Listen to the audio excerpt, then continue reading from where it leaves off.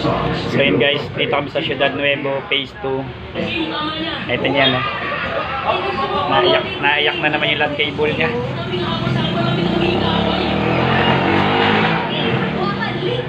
May tubig. Ayan. May tubig.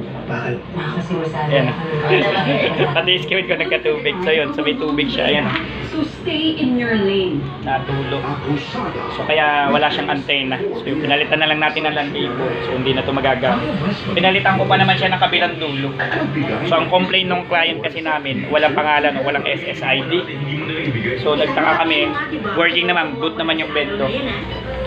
Walang ilaw yung USB tulan yung pala shorted na gawa nga na may tubig.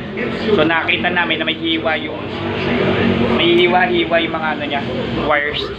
Siguro pinapasukan ko ng tubig, yun, kaya nag-short. So yun, so okay na siya. So working na to, pinipix na lang namin bagong LAN cable. Okay po, maraming salamat. Mamaya kita-kita tayo sa Malainin Luma. Malainin bago pala kay Sir Apple ng isang Coast Guard, and then kay nanay ni Kapitan sa Labak po, maraming salamat po. Mamaya nandiyan kami Hyacinth, tapos Barangay Kalugkob po, even siguro kung kaya pa namin ay ano din, Barangay Halang. So may dala pang kliyente. Maraming salamat po sa tiwala. PC mo, gawa mo, don't forget to subscribe. Ayusin ko lang, wala na, hindi ko na papagamit to, naiyak na to, naiyak. Ayan o, naglalaway. PC mo, gawa mo, don't forget to subscribe.